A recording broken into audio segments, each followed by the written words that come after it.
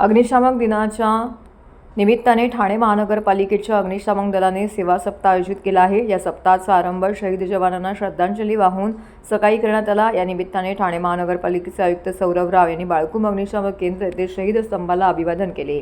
या प्रसंगी ठाणे महानगरपालिकेचे उपायुक्त उमेश पिरारी, उपायुक्त दिनेश तायडे, उपायुक्त शंकर पाटोळे, अग्निशामक दलाचे प्रमुख गिरीश झळके, आपत्ती व्यवस्थापन अधिकारी यासिन तडवी उपस्थित होते। याचवेळी महाराष्ट्र फायर सर्व्हिस असोसिएशनच्या देणगी पेटीचं उद्घाटन यावेळी करण्यात आलं। 14 एप्रिल 1944 रोजी मुंबई बंदरात उभ्या असलेल्या बोटीतील दारुगोळ्याने अचानक पेट घेतला। त्या ठिकाणी उसळलेल्या भीषण आगीशी झुंज देत असताना झालेल्या भीषण स्फोटामुळे मुंबई अग्निशामक दलाचे 66 अधिकारी आणि जवान शहीद झाले होते। त्यांच्या स्मरणार्थ अग्निशामक दिन येथे साजरा केला जातो।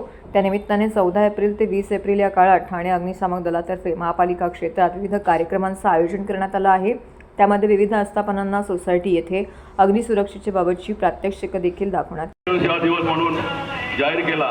त्यानंतर सुद्धा या सेवेतील काही अधिकारी व जवानांना अग्निशमन व विमोचन कार्य पार पाडताना वीरगती प्राप्त झाली। या सर्व बहादूर शूरवीरांना आज या ठिकाणी महापालिका आयुक्त यांच्या हस्ते भावपूर्ण श्रद्धांजली वाहण्याचा कार्यक्रम होत आहे।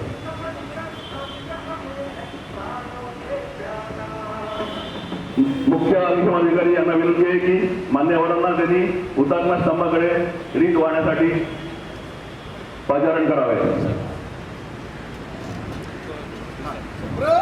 वाहण्याचा कार्यक्रम सुरू होत आहे।